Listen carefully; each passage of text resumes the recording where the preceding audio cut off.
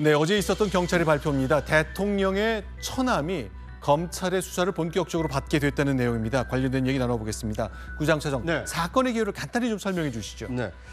그 대통령 처남이라고 알려져 있습니다만 이제 사실은 시작된 것은 대통령의 이제 장모로부터 시작이 됐습니다. 네. 그러니까 장모 최모 씨가 이 경기도 양평에서 이제 시행사를 설립을 해서 아파트를 이제 건립을 해서 그 분양을 했는데 네. 그 과정에 이제 공사비를 부풀려서 그 양평군에 내야 될 이 분담금을 축소한 거냐 이런 고발이 있어서 이제 경찰이 수사를 했고요. 네. 그 중에 그 시행사를 세운 장모의 경우에는 잠시 대표이사를 했다가 물러났기 때문에 책임이 없고 나중에 대표이사로서 아파트를 건축해서 분양을 한 처남이 책임을 져야 된다라고 이제 범죄 혐의가 있다라고 경찰이 보고 지금 검찰의 사건을 송치한 것입니다. 알겠습니다. 이제 검찰이 본격 수사를 해야 이제 최종 결론이 나서 기소 여부가 정해질 텐데 장 변호사님께 좀 질문드리겠습니다.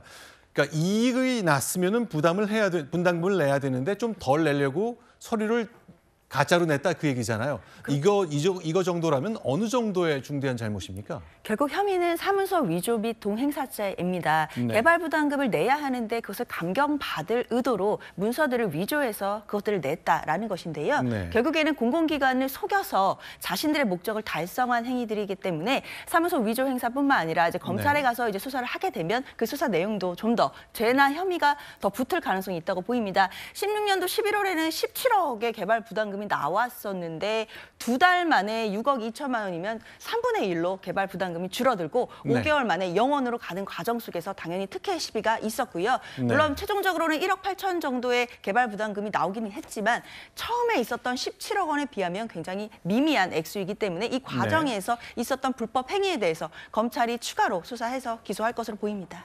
그다음에 이제 대통령이 처가 식구들에 대한 수사라고 이제 얘기가 되었었기 때문에 윤 대통령의 장모의 경우는 송치되지 않았습니다. 그러니까 형사적으로 처벌할 대상이 아니다라는 결론이 난 거죠? 그렇습니다. 이제 시점의 차이가 있기 때문에 그렇습니다. 회사를 세운 것은 장모였지만 실제 아파트를 건립해서 분양한 시점에는 처남이 대표이사였기 때문에 이제 처남이 책임을 져야 된다 이렇게 경찰이 판단한 것이고요. 이것이 검찰로 송치가 됐기 때문에 앞으로 이원석 검찰총장이나 한동훈 법무부 장관이 살아있는 권력과 관련된 대통령 처남 사건을 어떻게 처리할지 많은 국민들이 좀 관심을 갖고 지켜보시지 않을까 하는 생각이 듭니다.